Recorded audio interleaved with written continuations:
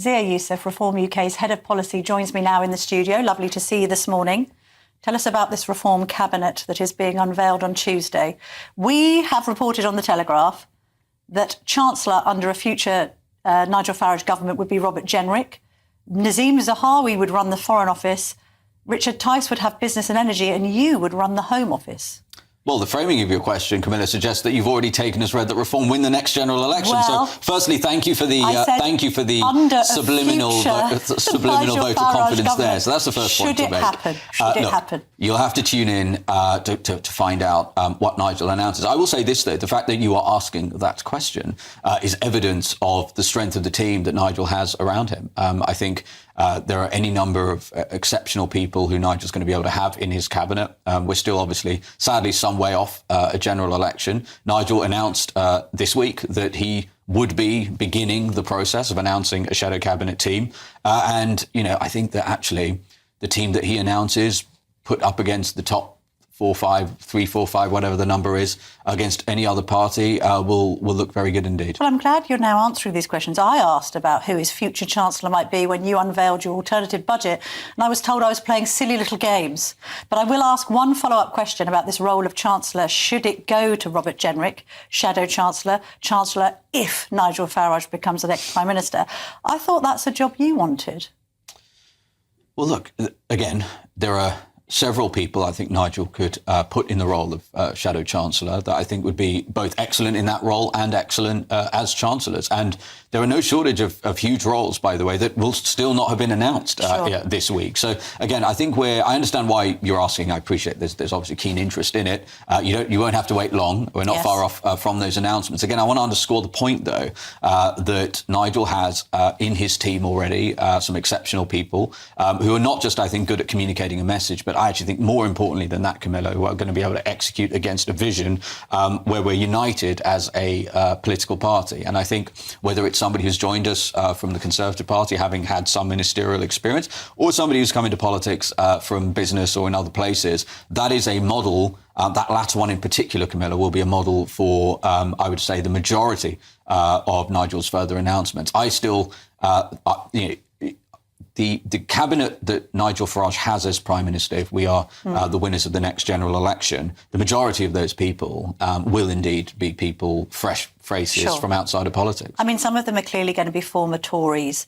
Are you all getting on OK? I mean, you in the past and Robert Jenrick had exchanged some interesting language, clueless, a clown. Things getting along Which better now. Which direction was that? Was that I'm me not calling quite him that? sure, actually. Yeah. Somebody called someone clueless and somebody retorted by saying they were a clown. Look, everything going all right? A nest of singing birds, I'm getting on great with Robert. I speak to him almost every day. Robert's a thoughtful, serious person. I think he'll be a credit to the party and will do a great job in whatever role Nigel gives him if we're in government. And, you know, the notion that we have got time to be spending bickering about positions, again, I would say that whole analysis, I'd argue, is very Tory-coded. We're focused on, number one, these May elections that are coming up, which are going to be absolutely historic. I thought last year's May elections were the most historic set of local elections in this country's history. I think these ones have the chance to be just as historic. So we're focused on that. We're focused on continued policy formulation ahead of a potential general election, which, look, it might not be until 2029, but given the shambles that is currently in place, I mean, look, Keir Starmer is no longer really running the country, is he? He's only nominally running the country. So the chances of an early general election are high. That's why Nigel has said he has put us on a war footing. He says you're half ready to fight a general election. We are in the process of, we've opened up parliamentary candidates. We've been inundated with exceptional candidates. I mean, I was going through, just organically, by the way, these aren't even people we've headhunted, just exceptional people. Can you give me any numbers because I know the email went out last week, didn't it? How many people have come forward? Suffice to say, we have more than enough to cover the number of seats. But look, that number's going to continue to keep going up. We're also going to be headhunting and going out and talking to people who might not otherwise be predisposed to apply. But look, we've had lots of people from our base and our grassroots apply who have done really interesting and useful things in the real world. And I think that's so much of the diagnosis. I did a video from the NEC making this point that I actually think, independently of what politicians will come and say on this show or any other show, obviously that's important. But I think so much of the diagnosis, Camilla, of what has gone wrong in this country is that it's only been career politicians, all right, making those decisions. And then also those career politicians are swapped in and out of these positions with such frequency, you couldn't possibly get anything useful done. You would never see that in the private sector in any serious organisation. Yes. So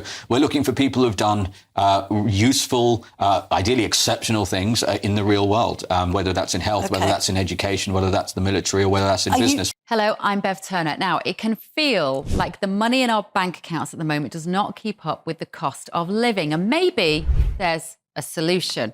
I'm here today with the CEO of TallyMoney, Cameron Parry. Cameron, what is TallyMoney?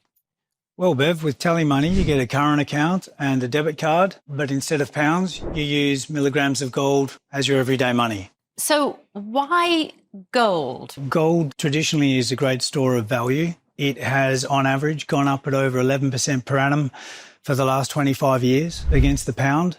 It's tripled in value in the last decade. And in the last 2 years alone, it's increased by 50% against the pound. Banks' savings products just can't compete with that level of growth. But this isn't just about gold. This is about a currency that you guys have created at TallyMoney. Explain it to me as though I'm an idiot. So, look, people need to be able to hold their earnings and build their savings in a money that retains its value and remains in their legal control and remains theirs to access, away from government control. Great. You had me at not exposed to government control. You should feel safe and happy with your money. You should have peace of mind the more money you see in your bank balance. And that's the type of thing we're trying to deliver and give people choice in the type of money they get to use every day. Brilliant. Thank you so much, Cameron. Thank you.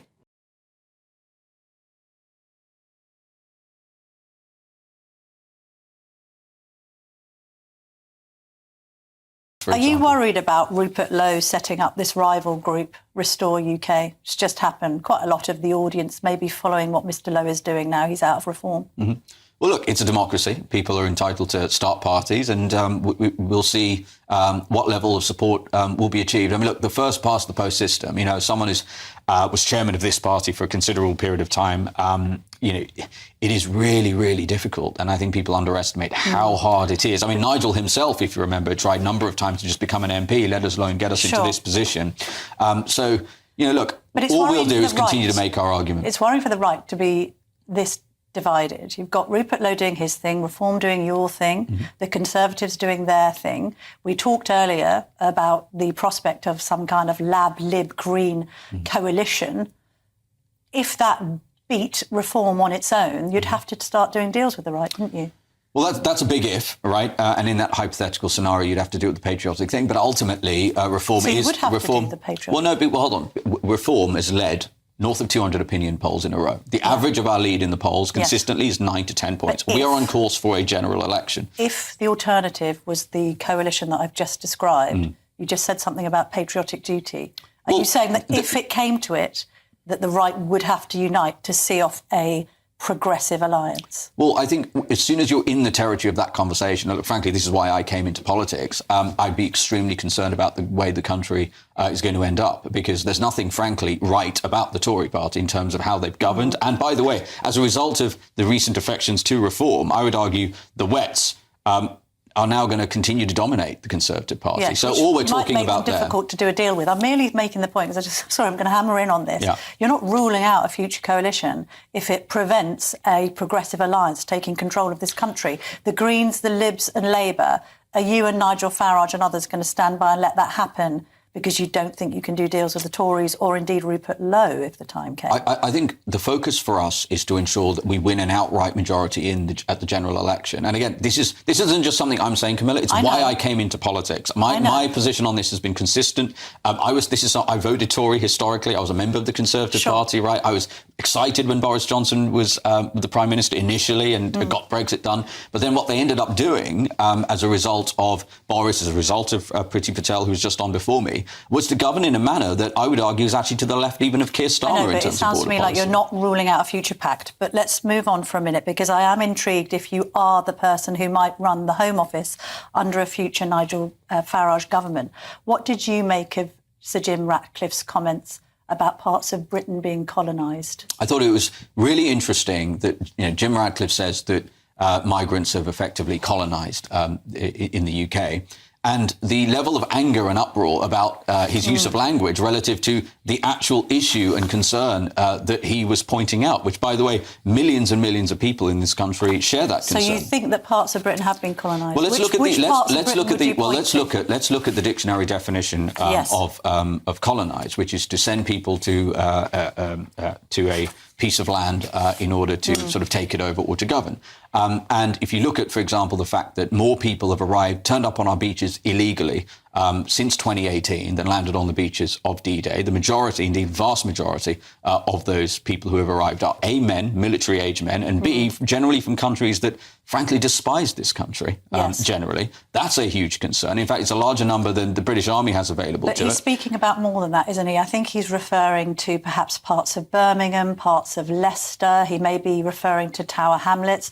Robert Jenrick, your colleague now, has made a point about going to Birmingham and seeing, quotes, no white faces, about some areas of the UK being no-go areas. Do you agree with this? Because what he's referring to is a Islamic colonisation of some parts of the UK. You're a Muslim man. Does that language accord with what? Well, I'm not sure if he used that phrase, but I understand the question you're asking. So number one, we've got to look at the sheer numbers, right? This is an inevitable consequence, Camilla, of the Tories basically lying in 4 consecutive manifestos, saying they were going to cut net immigration down to the tens of thousands, meaning people in this country voted overwhelmingly for less immigration time and time again.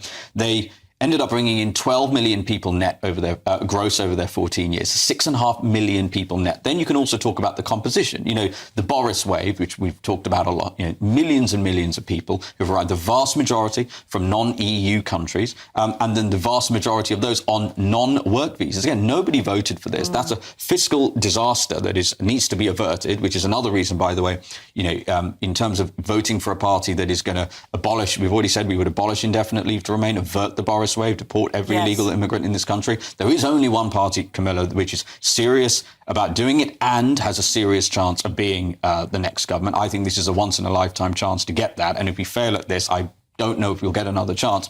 And then to the point about certain areas in this country, the Green candidate, again, this isn't just my opinion. The Green candidate in Gorton and Denton has just put out a leaflet in Urdu. Yes. And we're seeing this, we've got these Gaza MPs. I want to steer away from discussing the by-election purely because we then have to list every candidate. But I'm just being in general. Say even if you looked at Tower Hamlets and the situation there, OK, this is a council which is now full of, I suppose, some British, but a lot of non-British people, lots of non-British surnames. If that's what Jim Ratcliffe is referring to, I don't know. Parts of Birmingham, I've just expressed what Robert Jenrick said about parts of Birmingham. He also used the term no-go zones.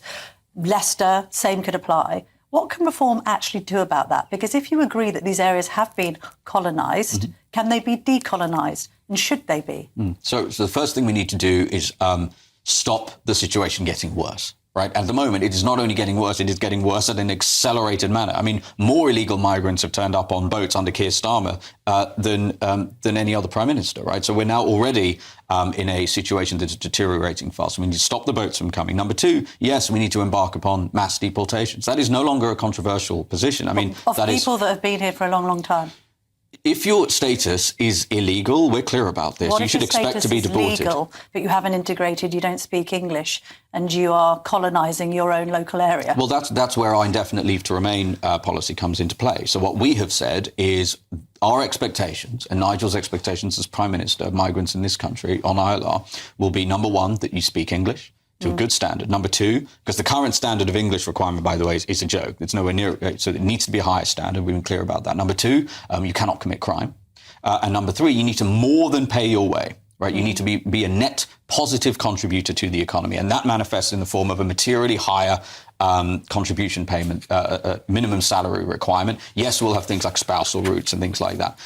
That will almost certainly result in a significant portion of people needing their state, they will be given a period of chance to leave the country. You're happy to be at the helm of that, because it's not going to make you particularly Camilla, we don't have a popular. choice. The Boris waiver is going to cost hundreds of billions of pounds, and that's not even in the OBR's numbers.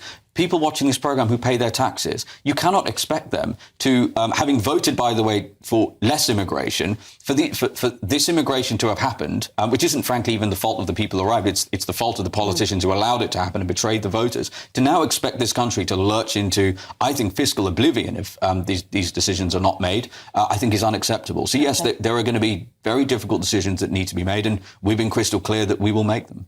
Zia Yusuf, thank you very much indeed for joining me. We'll look out for the announcement on Tuesday, I think it is, about the shadow cabinet.